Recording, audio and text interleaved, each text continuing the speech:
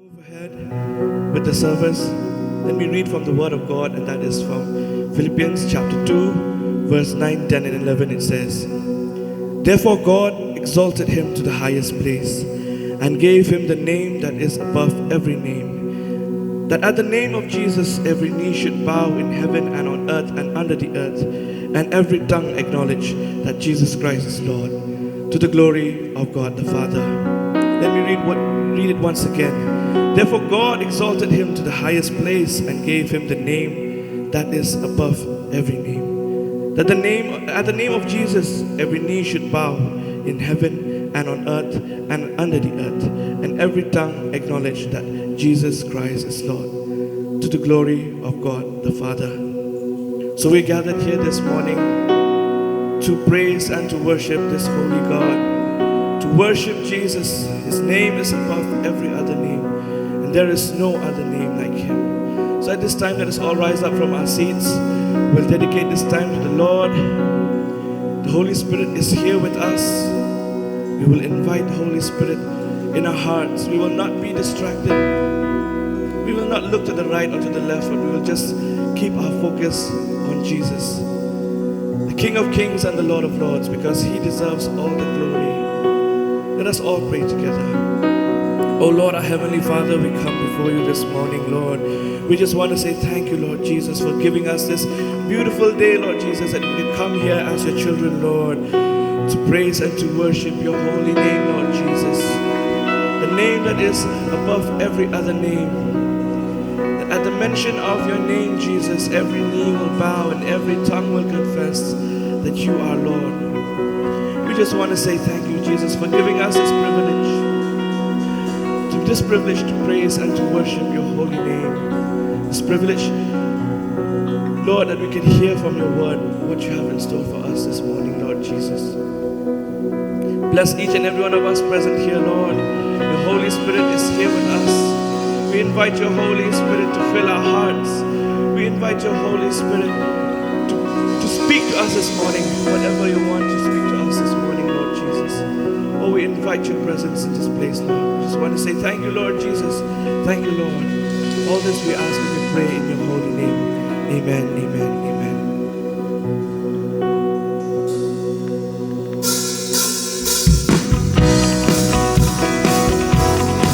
Oh, we bless your holy name, Jesus. Oh, the name that is above every other name. Here we are, Lord. We bless your holy name.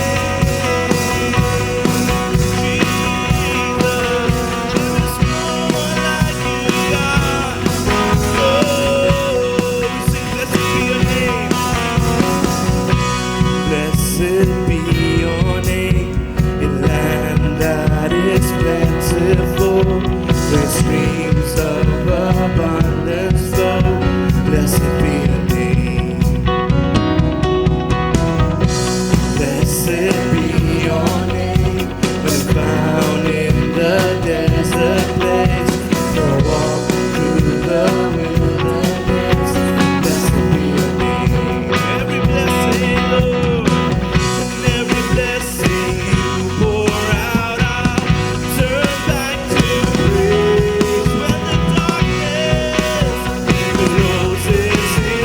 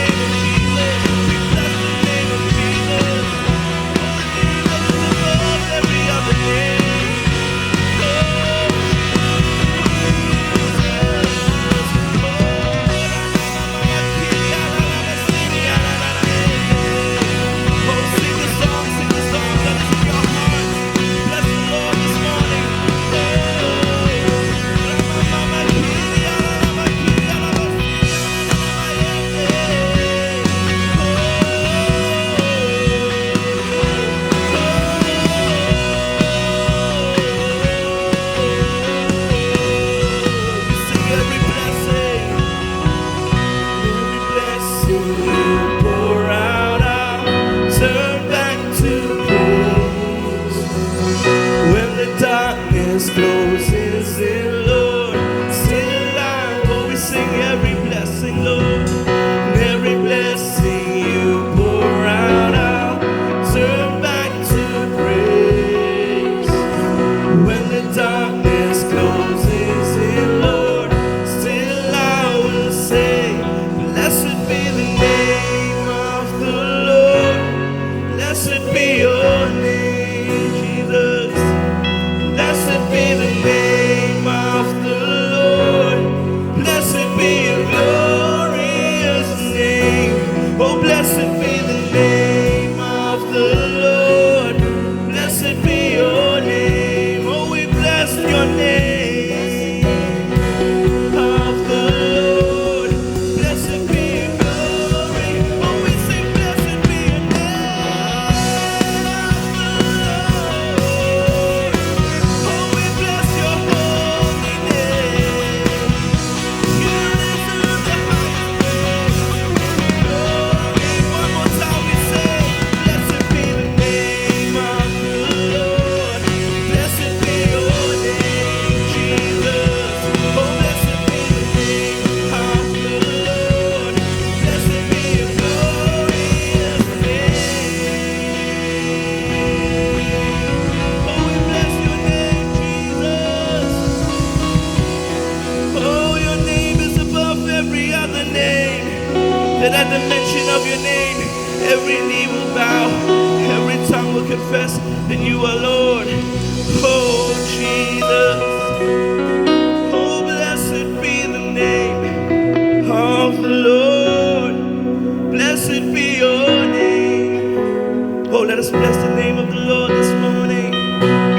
Of the Lord. Blessed be your glorious name. Blessed be the name of the Lord. Blessed be your name. Oh, blessed be your name of the Lord. Blessed be your glorious name. All of us are ready and eager to listen to the Word of God. So, with no further delay, let us all welcome the man of God, my brother, Elder Lanalang Diengdoh, to come and share the Word of God.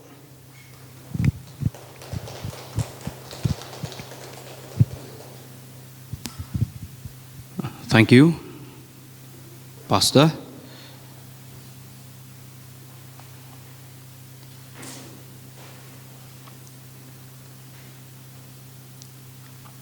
So once again, it's a privilege for me to stand here and share the Word of God among us.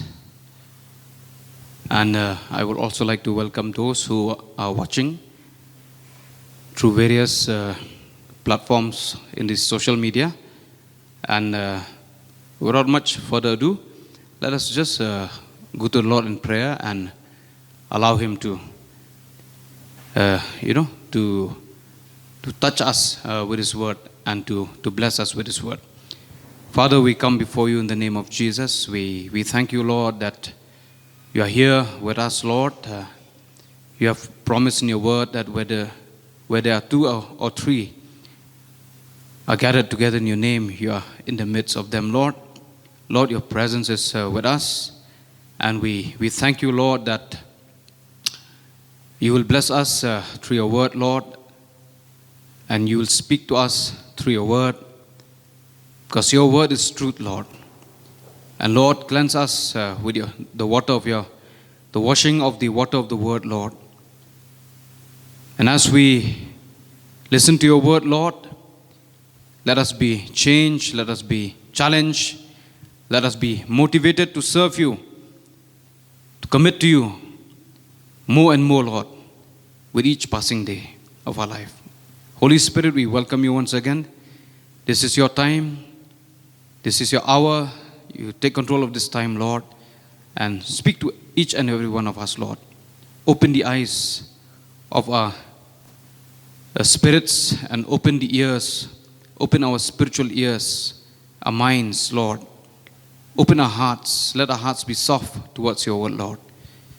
And Lord, in Jesus' name, we bind every evil spirits of spiritual blindness, spiritual deafness, spiritual dullness, spiritual drowsiness. In the name of Jesus, we bind these evil spirits and we cast all these spirits to the wilderness where they'll be bound until Jesus comes.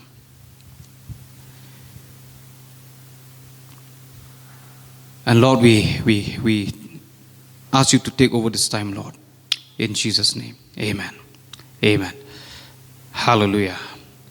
Hallelujah. Let's say with me, hallelujah. Amen. Hallelujah.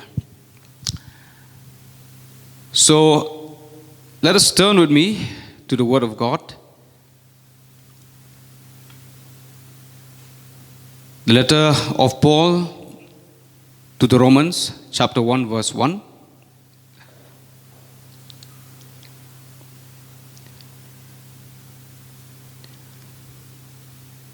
So when we look at the Word of God, so here Paul is writing to the believers in Rome and addressing himself.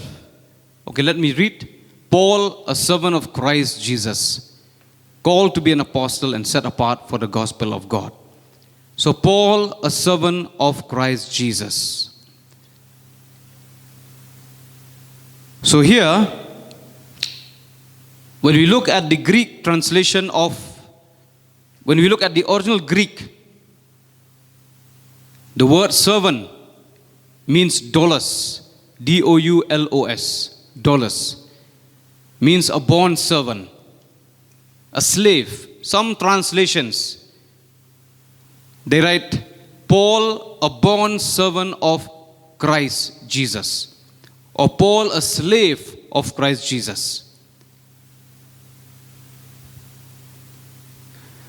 So here, maybe because of the time frame at that point of time, during the translation, they do not use the word slave or bond servant. So they use the word servant instead of the word slave or servant.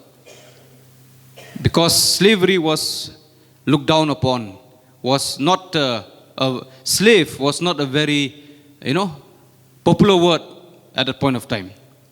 But when we go to the original Greek, the word servant means the word doulos. The word servant is taken from the word doulos. Doulos literally means slave or bond servant. So we can translate Paul, a bond servant of Christ Jesus. Then we go to Philippi chapter 1 verse 1. Here Paul and Timothy, they address themselves as servants of Christ Jesus. But other translations, they translate the word servant as bond servant or a slave of Christ Jesus.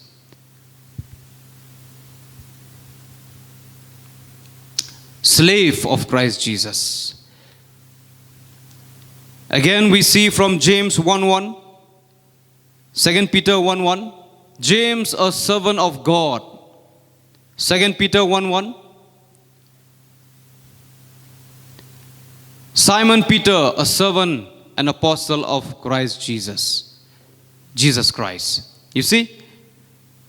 So these disciples, these apostles, they address themselves, they refer to themselves as slaves of Christ Jesus.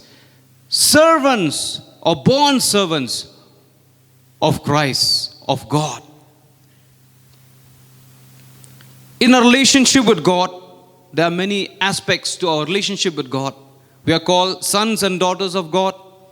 We are called children of God.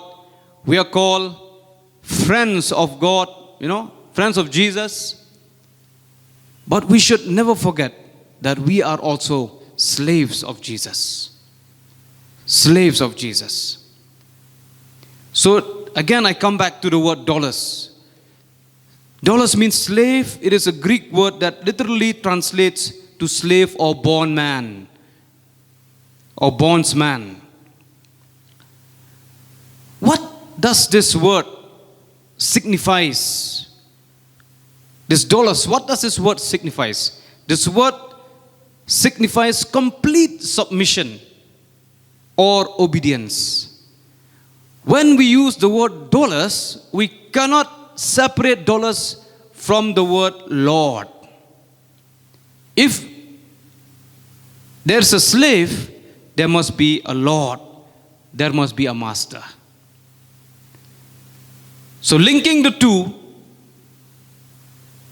so as believers, we are slaves to a master. We do have a master. Obviously, it is Jesus Christ, our Lord. We call him Lord. It's not just a cliche or a word that we just use just like that, randomly. But during the Old Testament, when somebody calls someone Lord, it signifies a very, very, deeper meaning to the word. So this word dollars, it emphasizes dedication. A slave is in total submission, total obedience to his master. A slave in olden times becomes a slave because they are being bought and sold. They're being auctioned. Whoever bids the highest, he gets the slave. So what about us? We are also bought with a price. With a price. Let us turn with me to 1 Corinthians chapter 6, verse 18 to 20. Okay, let us go directly to 20. You were bought at a price. What is this price? You were bought at a price. Just say with me, I am bought with a price. Or I am bought, please say with me, confess with me, I am bought at a price. Let us sing into our hearts. We are bought. We have not become free or became free just like that. We have not achieved the freedom from sin, freedom from Satan, freedom from death, freedom from hell without any price, without any cost. It costs God everything to buy us. He is the highest bidder. He was the highest bidder. Amen.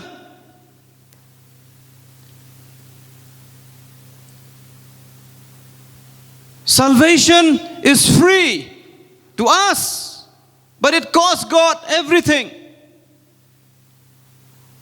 It cost God His beloved Son, whom He was well pleased. We are bought with a price. I should always remember that. We should always remember that. We cannot take our salvation for granted. We cannot play around with sin. We cannot meddle in the affairs of the devil. The Bible says, be excellent at what is good. Be innocent of all evil. Remember always that we are bought by God. That we are no longer our own. A master is total Lord over his slave, because he has the right over that slave, because he has spent his money, he has spent his wealth, his treasure, his wealth on that slave. So that slave becomes the property of the master. He cannot say that I am my own, I can do anything I want. No, he is a slave. He is bound to his master. So we cannot do anything that we want. We cannot speak anything that we want. We cannot even think anything that we want. We cannot go to any place that we want. We cannot do the things that we want to do. We have to do the things that our master wants us to do. Our master tells us to do. He who follows me must carry his own cross. The Bible says, Jesus spoke in his word. Let us again look at 1 Peter chapter 1 verse 18 and 19. For you know that it was not with perishable things such as silver or gold that you were redeemed from the empty way of life handed down to you from your ancestors, but with the precious blood of Christ, a lamb without blemish or defect. Come back to 18. For you know it was not with perishable things you were redeemed, but 19, with the precious blood of Christ. We were not redeemed by silver, by gold, or by any token, by any monetary token at the point of time. But we were redeemed. We were bought by the precious blood of Jesus. Hallelujah.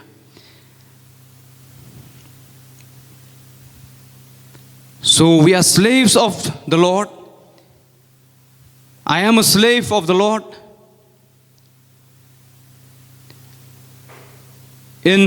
If I'm not mistaken, in John chapter 15, in one part of the passage, Jesus stated that I no longer call you servants, but I call you friends. But again, in that same chapter, as we read down, he refers to his disciples as servants. Here he says, I no longer call you servant. See, there's no contradiction here. Why? Because a slave, in the original sense, in the sense of the word, does not know what the master will say, go, he'll have to go. Do this, he have to do. Say this, he has to say. Buy this, he has to buy. The master will not consult with the slave. The master will not sit down and fellowship with the slave. But here, we are slaves as well as friends, because the master, our Lord, he will have fellowship with us. He will relate to us as a father to a child. As we go on, looking from the word, we will understand further. Romans 6:8. Now if we died with Christ, we believe that we also live with him. Again, we go to letter to Titus, chapter 2, verse 9 and 10. Teach slaves to be subject to their masters in everything. Here Paul is referring to, a human slave to his human master. Teach slaves to be subject to their masters in everything. You see? We have to be subject to our master in everything. We have to be subject to Jesus, our master, in everything. We cannot say, these things I will be subjected to God or to Jesus. But there are certain things that I will not be subjected to him. I will do my own thing. I will walk my own way. It cannot be. That means we are not slaves.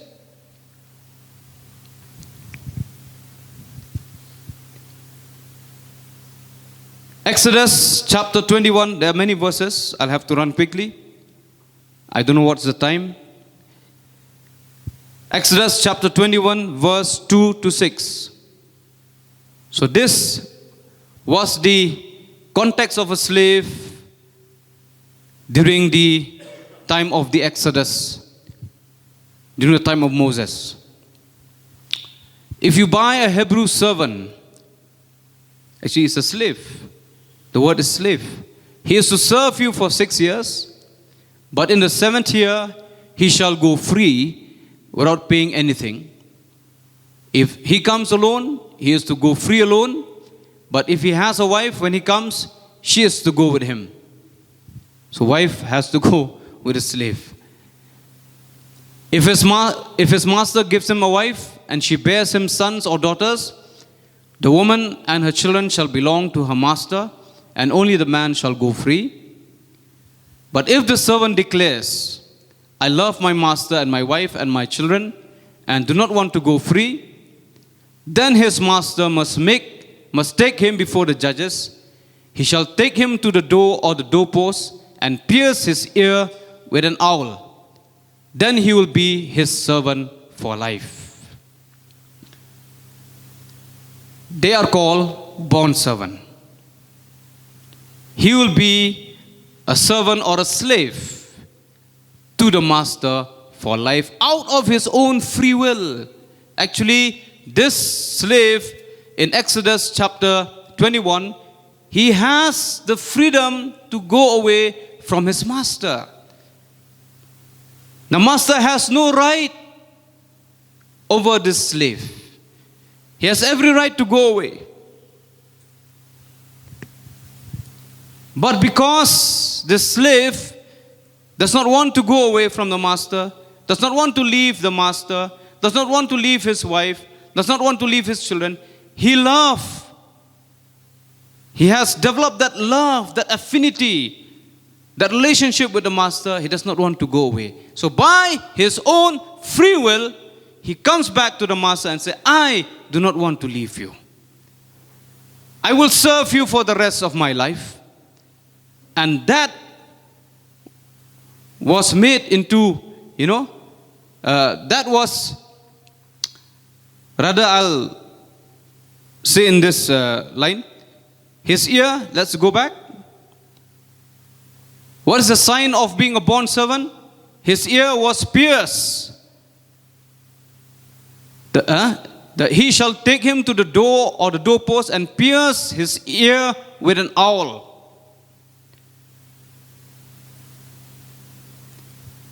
So how many of us here have our ears pierced?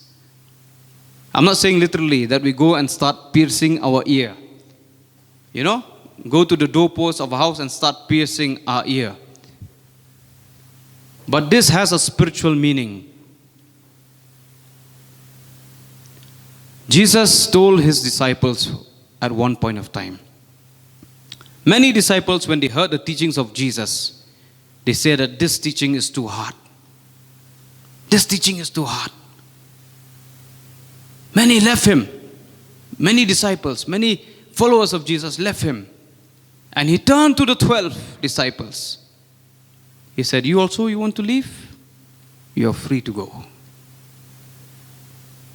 Then one of the disciples, as always, Peter, who is the, maybe like a ringleader. Lord, where can we go? Where shall we go? Where shall we go without you? We have left everything to follow you. Where shall we go from you? So Jesus had given them the chance.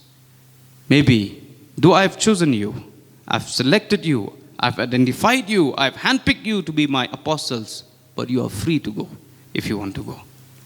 But thank God for Peter. He was faithful to Jesus. Even today, if Jesus tells us, if you don't want to follow me, you're free to go. If you want the world, go. If you want the riches of this world, go.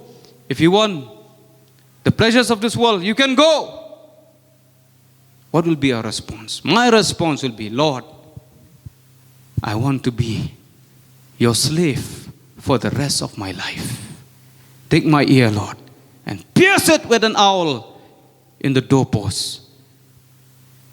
Let it signify to you and to the world that I am your servant for life.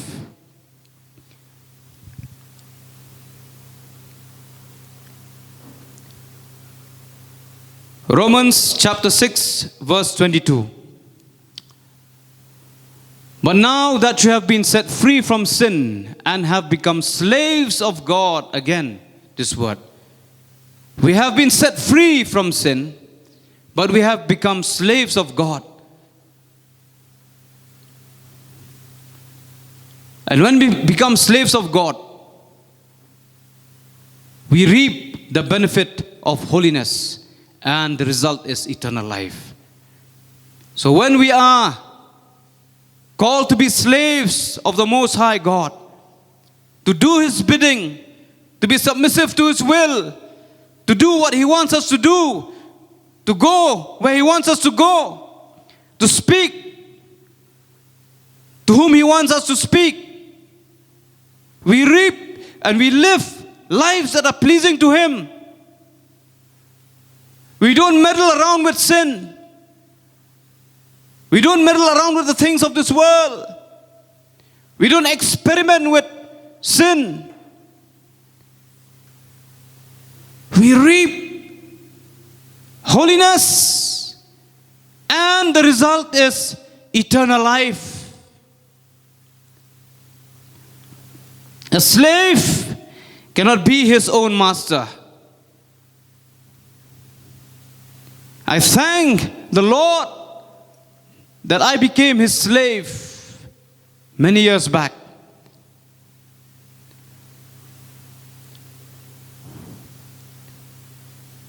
And I will be a slave forever in the hands of my master. Sometimes when I pray, I like to use the word master. Master. We can never call anyone in this world right now as master. But you can call Jesus. You can refer to Jesus, Master. Here I am. Send me. 1 Corinthians chapter 7, verse 22 to 23. For the one who was a slave when called to faith in the Lord is the Lord's freed person. Similarly, the one who was free when called is Christ's slave. So when we were called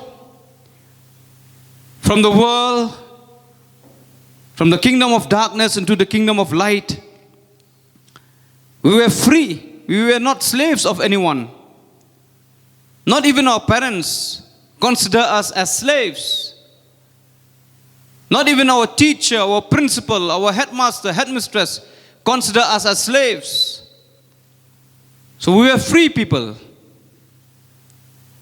In our country, there's no concept of slave, though earlier it might be in existence, but that was abolished years earlier.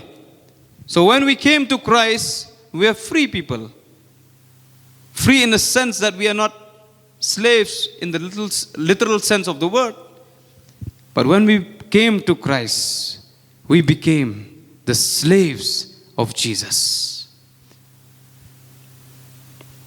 Hallelujah. Again, many verses, so we will go quickly. John, the Gospel according to St. John chapter 8, verse 30 to 36.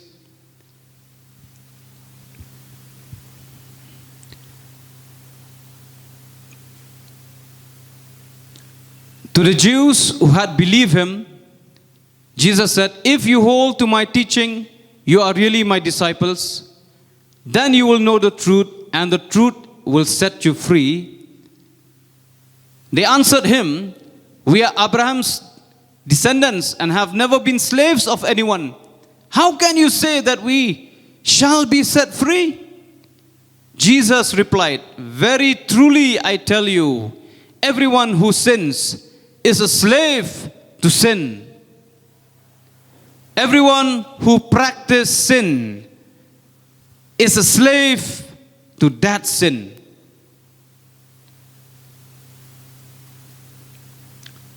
The Bible has not called us to be slaves to sin, but to be slaves of Jesus Christ and slaves of righteousness.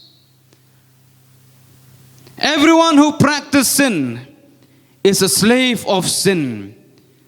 Please say with me, everyone who practices sin is a slave of sin. We must consciously, deliberately, willingly abstain from sin, from sinning. I'm not talking about falling, oversight, error, mistakes. We cannot say that, sometimes unconsciously, without knowing. I'm not talking about that type of situation. I'm referring to deliberately, consciously, willingly taking the road, taking the path to sinning, knowing that it's truly sin and still doing that sin. If we go on doing like that, we have become slaves of sin. It's not me, but Jesus.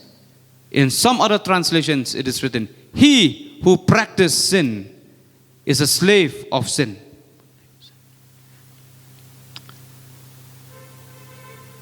Romans chapter 6, verse 12 to 18. Let us read. "Therefore, do not let sin reign in your mortal body, so that you obey its evil desires. Do not offer any part of yourself to sin. It may be eyes, it may be a tongue, it may be a mind, it may be our emotions, it may be our hands, our feet. Do not offer any part of yourself to sin as an instrument of wickedness, but rather offer yourself to God as those who have been brought from death to life, and offer every part of yourself to Him as an instrument of righteousness. For sin shall no longer be your master, because you are not under law. For sin shall no longer be your master." Why? Because we have a new master.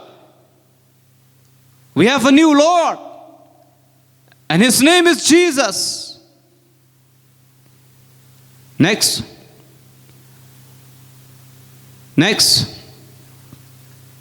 "Don't you know that when you offer yourself to someone as obedient slaves, you are slaves to of the one you obey?" Paul is writing to believers. He's not writing to unbelievers. That means it still applies to us. When we offer ourselves to someone as obedient slaves, we are slaves to the one we obey. Whether you are slaves to sin, which leads to death, or to obedience, which leads to righteousness. Next. This is a very important verse. You have been set free from sin and have become slaves to righteousness. When we have not yet accepted the Lord, when I was living in the world, whatever the flesh tells me to do, I do. And I would like to do that. And there is no conviction, no feeling, no remorse whatsoever. When I steal, it's fine. I just know that stealing is bad. The conscience is there to tell me it's wrong, but there's no conviction of the Holy Spirit. When I cheat, when in school, I remember when we cheat, it looks so natural to us to do that. Because why? I was a slave to sin. We used to fight. It was so natural to hate other people, so natural. If they hate me, I hate them. If they kick me, I kick them. If they punch me once, I punch them twice, thrice. It's so natural. I was a born sinner. I was slave to sin. The things that I want to do, I don't do. The things that I don't want to do sometimes, I do. Because why? I'm a slave to sin. I was on a lease. Wherever this master leads me, I have to do that. But now, the Bible says that you are no longer, coming back to that verse 18, you have been set free from sin. We have the power to choose not to sin. Jesus has set us free to live not as we want, but as we ought to live. As we should live. And have become slaves to righteousness. So inside us, in us, there are two polarities. The flesh and the spirit. The spirit man always fights with the flesh. The flesh wants to do the things of the flesh. He who lives by the flesh shall die, the Bible says. But the spirit would want the things of the spirit. The Bible says, even Jesus said, the spirit is willing, but the flesh is weak. James chapter 4 verse 4 to 8. So quickly. You adulterous people, don't you know that friendship with the world means enmity against God? So if we live in both worlds at the same time, one foot in the world, one foot in Jesus, we are called adulterers by the Bible. It's a very strong word. It's a very strong word.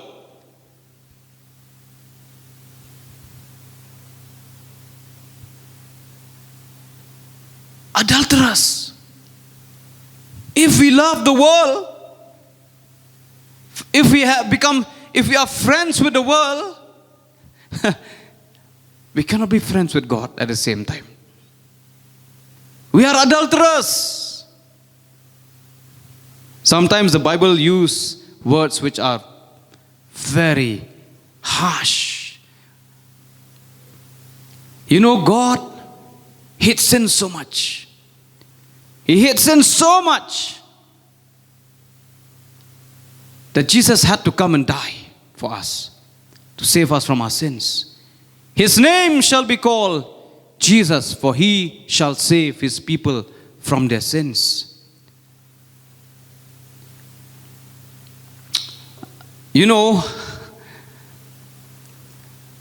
Last week, I became quite angry with my son. Very angry with my son. I even beat him with my bare hands because I became so angry. I did not even take the time to search for a stick and beat him. I became so angry. I had asked forgiveness from God because I had to beat with the rod. The Bible encourages us to discipline children with the rod.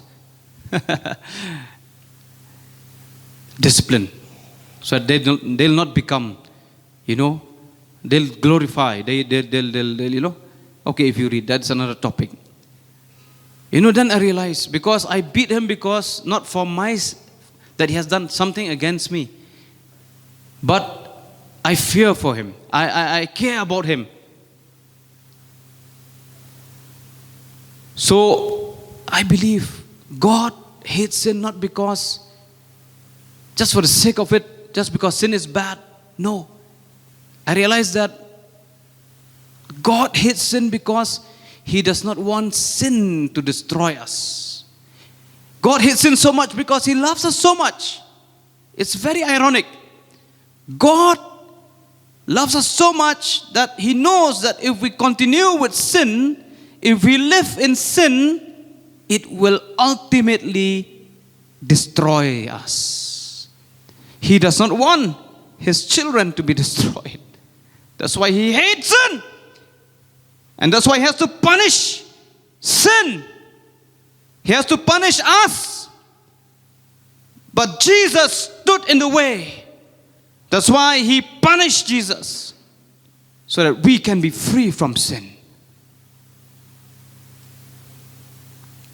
If you read Isaiah chapter 5, there's one verse. It states that it pleased the Lord to bruise Him. It pleased God to bruise Jesus. Can you imagine? He loved us so much that it pleased Him to kill, to beat, to hurt Jesus, to cause Jesus pain, so that we can be free from pain. He has to separate Himself from Jesus so that we can be joined together, be reconciled to God.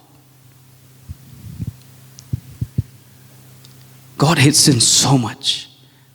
That day when I beat my son, later I realized, why did I beat him? Because I don't want the thing that he did will hurt him.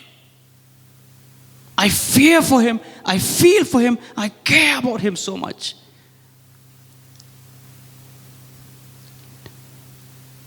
It touched my heart. So as we walk along in this path of life, the narrow way, know that we cannot serve two masters. No one can serve two masters, the Bible says. Either he love the other and hate. Okay, let's read from Matthew chapter 6, verse 24.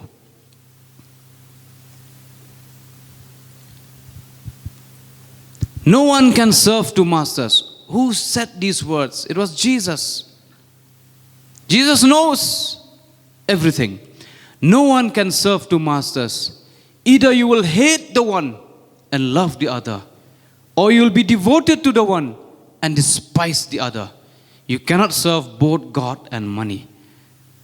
It's used in the context of money, but we can expand this, the meaning of this verse, to cover many areas of our life. That if we love the world more than we love God, or we cannot love the world and love God at the same time. Either we love God so much that we hate the world, we love God so much that we hate sin. The Bible says the fear of the Lord is to detest all evil, to hate all evil. Amen. When the temptation comes and say, look at that, do this, I won't do this because I love God so much. I cannot serve two masters. I cannot do it. I cannot live in two worlds at the one time. Sometimes when temptation comes to me, I don't look at the temptation. I look at Jesus. How can I do this? Because of you. It frees me from a lot of sin. Joseph, when he was tempted by Potiphar's wife, she was after him, every day after him. Sleep with me, lie with me. Nobody was there at that point of time. very surprisingly, nobody was there that day, that fateful day, when she caught hold of Joseph. Then he has to leave his garment. He left his garment with Potiphar's wife. But what did he say? What did he say? He said, how can I do this and sin against God? He did not say, how can I do this? Others might come to know then. What happened to me? He was not thinking of himself. He was thinking about his God. He was thinking about his glory, not his own selfish glory. How if we do this, if somebody sees and somebody tells your husband, I will be killed. No, he said, how can I do this and sin against my God? We should have that attitude that Joseph had. How can I look at this? How can I touch this? How can I do this and sin against my Jesus? That is the mentality of a slave. I cannot do because I have my master. My master did not tell me, did not order me, did not instructed me to do this. I will not do this. I will not touch this. I will not look at this. What does slavery to God entails?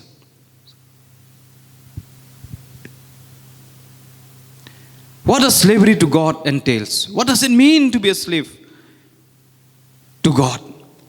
There are many meanings. So what I'm giving here is not exhaustive. Many more things are there which you can look from the word.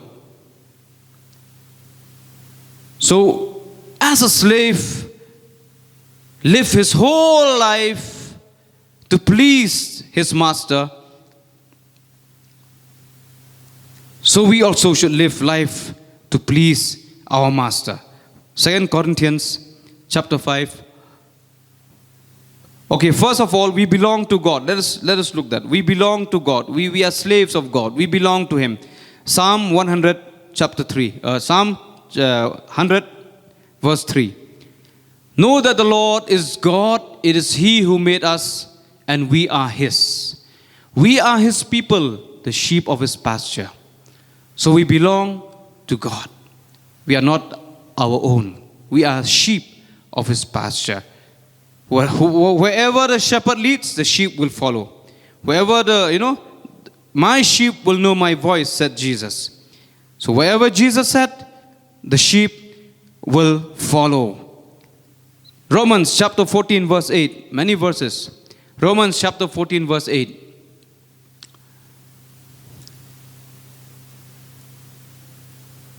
If we live for the Lord. See here? If we live, we don't live for us. We don't live for anyone else. We live for the Lord. If we live for the Lord. Are we living now? Are we breathing? Are we living? Not living, sorry. Are we living? The question is, whom? To whom? For whom shall we live? We live for the Lord. And if we die, we die for the Lord. Nothing else matters. Nothing else. There's no hidden agenda. There's no hidden, it's not like a mystery. Living is a mystery. Life is not a mystery. The world says life is a mystery. Life is a game. We are all actors and actresses. God is the director. Who says that? The Bible does not say that. If we live for the Lord. We are not actors. We are not here to play act. Like the great Reinhard Bonnke used to say, we are not here to play marbles. We're here to move mountains. We're here to live for the Lord. Amen. We are not here to pursue of selfish ambitions. The Bible says, delight yourself in the Lord and he'll give you the desires of your heart. He'll give us the ambitions. He'll give us the desires. But first, we please the Lord. Many times I fail in this area. I've lived for myself. I've lived for what I want. I've lived for what I need. Putting God first or third priority, as a third or fourth priority. But today God is calling us to live for Him. Even if He calls us to die for Him. Many fellow Christians in the whole world, they have given their life for Christ.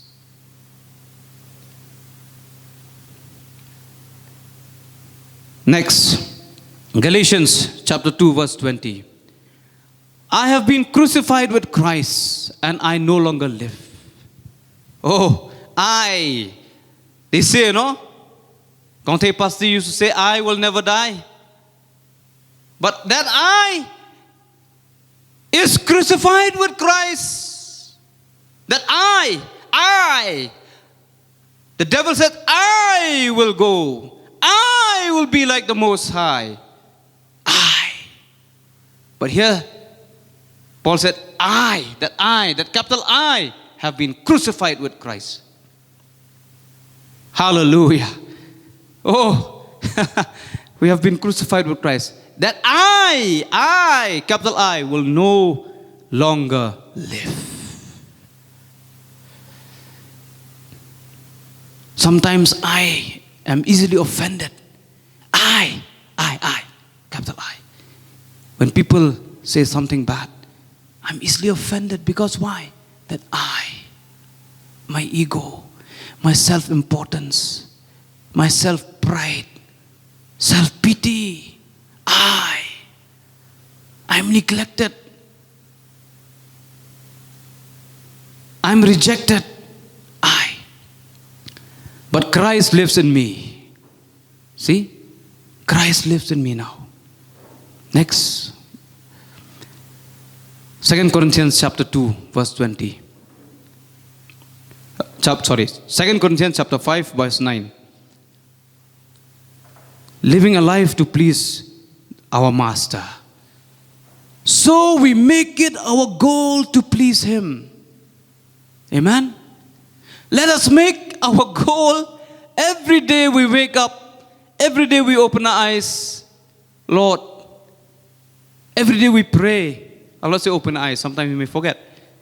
Let's not put too much burden on us. But every day, let us learn to say, Lord, make it my goal today to please you. Amen? To please you, Lord. I want to please you. Not to please me, to please you. Whether we are at home in the body, that means whether we are still alive, or whether we are gone from this world. We are to live life that makes the goal to please Him. Hallelujah. Next, 1 Corinthians chapter 10 verse 31. So whether you eat, eating is sometimes very controversial. Eating this, eating that is considered a sin. So I'll not say anything. So whether you eat or drink or whatever you do, whatever I do, it covers every aspect of our life. Do it all for the glory of God. Amen? This is the mentality of a slave. We don't do it for anyone. We don't eat for anyone. We don't drink for anyone. We do it for Him alone.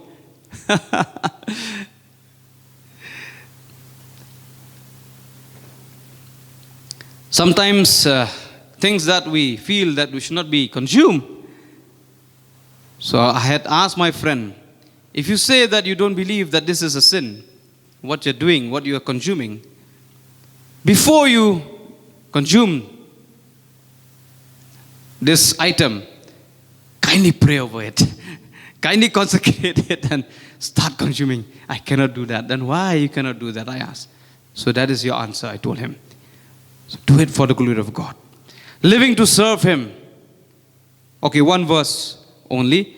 1 Corinthians chapter 15, verse 58. As slaves, we are called to serve. Hallelujah. Therefore, my dear brothers and sisters, stand firm, let nothing move you. Always give yourself fully to the work of the Lord. Amen. Always give yourself fully to the work of the Lord.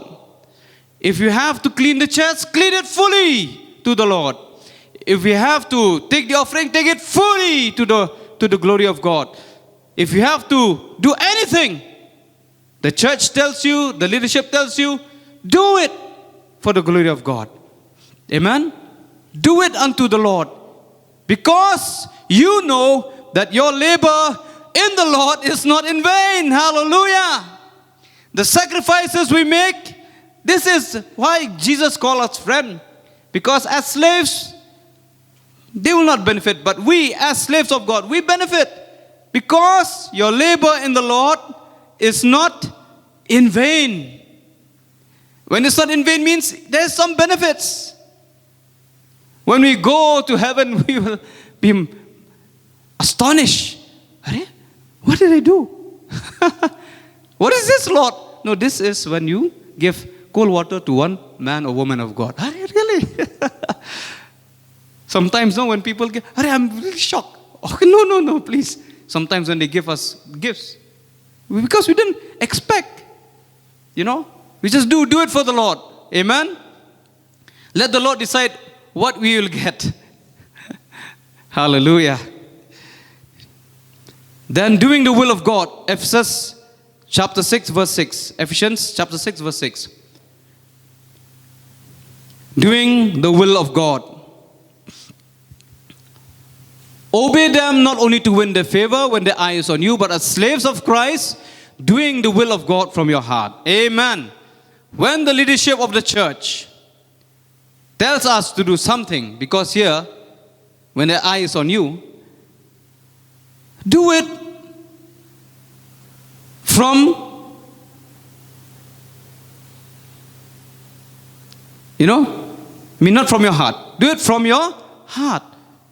Don't do it because, I'm being told to do, I'm being ordered to do, I have no other option, but I have to do. No. When you do something with all your heart means God sees your heart. Amen. And He will reward. Next. Doing work humbly, no self-importance, no compensation seeking, in true servanthood. I have written here. I've taken this from one teaching, these words. Doing work humbly, no self-importance, no compensation seeking, in true servanthood. You don't seek compensation. Just do, because we are slaves. Luke, Gospel according to St. Luke, chapter 17, verse 10. See? So you also, when you have done everything you were told to do by God, by Jesus, should say, Lord, we are unworthy servants. We have only done our duty. Amen. When you come as a music team, as Judah ministry, when we come here, we are not doing anyone's favor. Yes, Elder? We are not doing anybody's favor, man. We are not doing the apostle favor. When Sam, you're in the media, you're doing that work, you're not doing anybody's favor. When we come to the English service in the morning, we are not doing anybody's favor. We have done only our duty. When we come and sing here, when we come and play, I don't think that we have sacrificed. No, it is our duty. We are slaves. When we stand before the Lord, Lord, I am your unworthy servant. I have done only my duty. I'm not doing you a favor, Lord. I'm not doing an apostle or the leadership a favor. I am a slave. I am unworthy. I have done only my duty. Full stop. Let Him decide what He wants to do with me. Amen. That should be no compensation.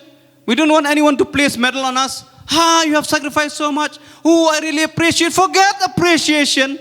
Let's not seek man's appreciation. Let us seek God's appreciation. Amen. Sometimes you want somebody to pat us on our back. Forget it. A slave does not expect compensation, praise, appreciation. No. We are slaves. We have to do. It's our duty. We are called to serve Him. Amen. Lastly, Matthias, I'm using Khasi terminology. Gospel of Matthew, chapter 25, verse 21 to 23. We'll end with this. His master replied, "Well done, good and faithful servant." I can say, "Well done, good and faithful slave. You have been faithful with a few things. I will put you in charge of many things. Come and share your master's happiness." That is the ultimate goal. Amen.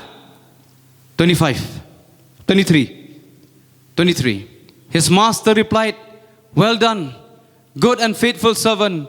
You have been faithful with a few things. I will put you in charge of many things. Come and share your master's happiness."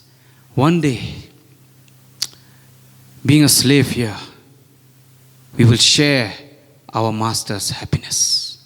The only thing is that we have to be faithful in small things. And He will give us charge of many things. Amen? Can you say amen? Amen. Hallelujah. Let us give a big hand to the Lord. Amen. Hallelujah, Lord. Thank you, Jesus. So I hand over this time to Pastor.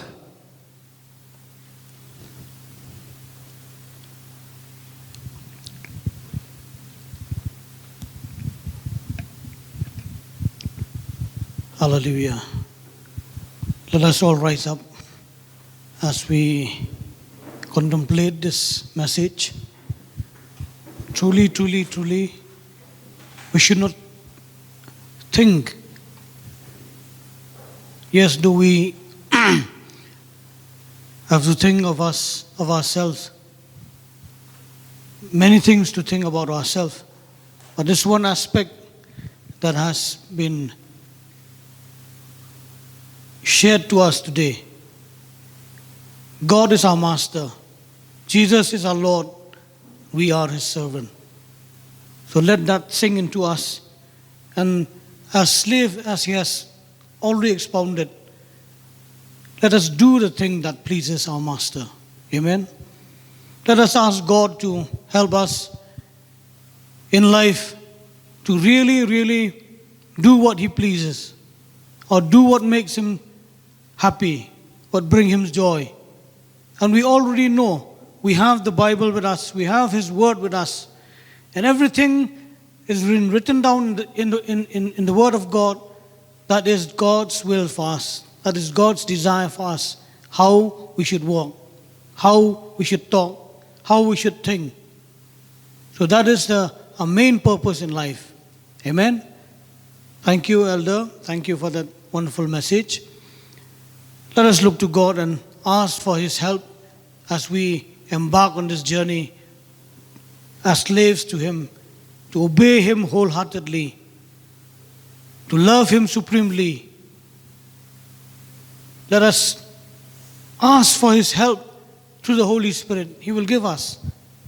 Because by our strength we cannot do it, but we need the strength of the Lord. Dear Heavenly Father, we come to You.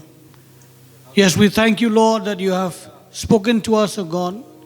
That, Lord, truly, truly, O God, we understand, O God, that we are just Your servants, O God. Your bondservant, O God. We are slaves to You, O God, because You have made us. You have made us, O God. But even, Lord, There is a point of time, oh God, when we are close to you, oh God. You no longer call us your slave, but you call us your friend, oh God. You call us, oh God, your sons and your daughters, oh God. We thank you, Lord. We thank you, Lord.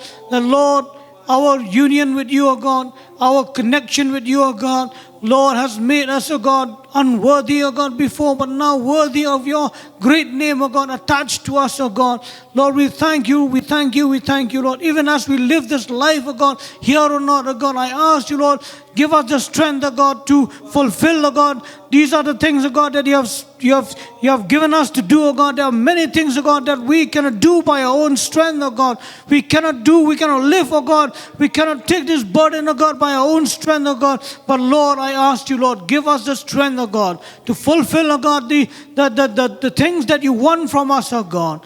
Lord, I ask you, Lord, help each one of us, oh God. Even, Lord, as we hear your message today, oh God, that, Lord, we will obey you, oh God. Lord, we will, Lord, lay down our lives before you, oh God. Even, Lord, everything that we do, even that which we think, oh God, that which our motives and our attitudes, oh God, Lord, let it bring glory to you. Let it bring glory to you. Lord, we ask you, Lord, your help, oh God, in our lives, oh God.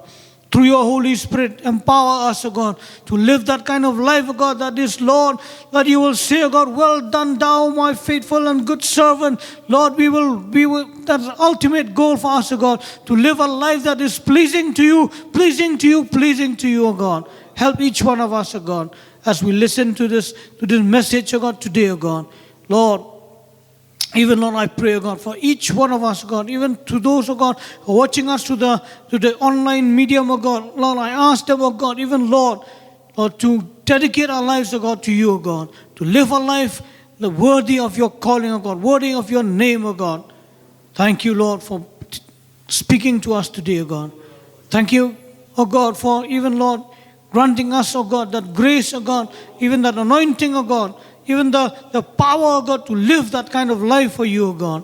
Thank you, Lord. Thank you, Lord. We give you all the glory, oh God. Even at this point of time, oh God, as we leave this place, oh God, Lord, I ask you, Lord, God, my Father, let your love be with us, oh God. Jesus, your grace be with us, oh God. And Holy Spirit, your sweet fellowship, your inspiration be with each one of us, oh God, as we embark on this journey. And even, Lord, for those who call upon the name of God all across the world, now and forevermore. Amen and amen and amen.